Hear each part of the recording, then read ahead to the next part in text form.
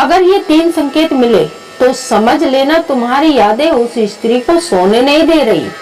तो चलिए वीडियो को शुरू करते हैं। प्यार और यादों का रिश्ता बहुत ही गहरा होता है। जब कोई हमारे बहुत करीब होता है और अचानक से वह दूर चला जाता है, उसकी यादें हमें चैन से जीने नहीं देती।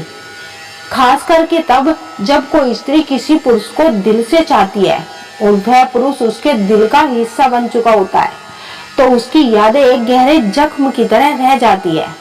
अगर वो स्त्री तुम्हारी यादों में खोई हुई है, उसके कुछ संकेत दिखते हैं। पहला संकेत, जब कोई स्त्री रातों को सो नहीं पाती तो उसके शरीर और मानसिक स्थिति प्रभावित होने लगती है।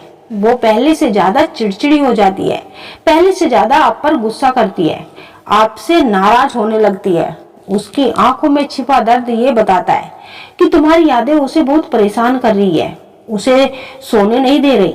दूसरा संकेत, यदि आपको अचानक से महसूस हो जैसे आपका मन अंदर से बेचैन होने लगता है, मानो जैसे कि आपको अचानक से मन करे कि काश एक बार उससे बात हो जाए, या उसकी यादें इतनी आने लगे कि आप तुरंत उसकी तस्वीर खोलकर देखने लगते हैं, आपको रोना तक आ जाता है, तो समझो आपकी यादें उस स्त्री के दिल को बहुत गहराई तक बेचैन कर रही है।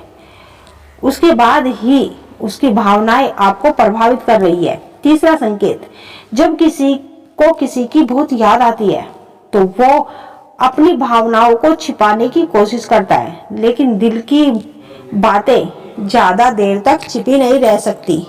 अगर वो स्त्री तुम्हारी यादों में खोई रहती है तो वो अपने व्यवहार से खुद को सामान्य देखने की कोशिश करती है, लेकिन वो जितना अपनी भावनाओं को छिपाने की कोशिश करेगी, वो उतना ही अंदर से उसे सताने लगती है, और यही बेचैनी उसे रात को सोने नहीं देती।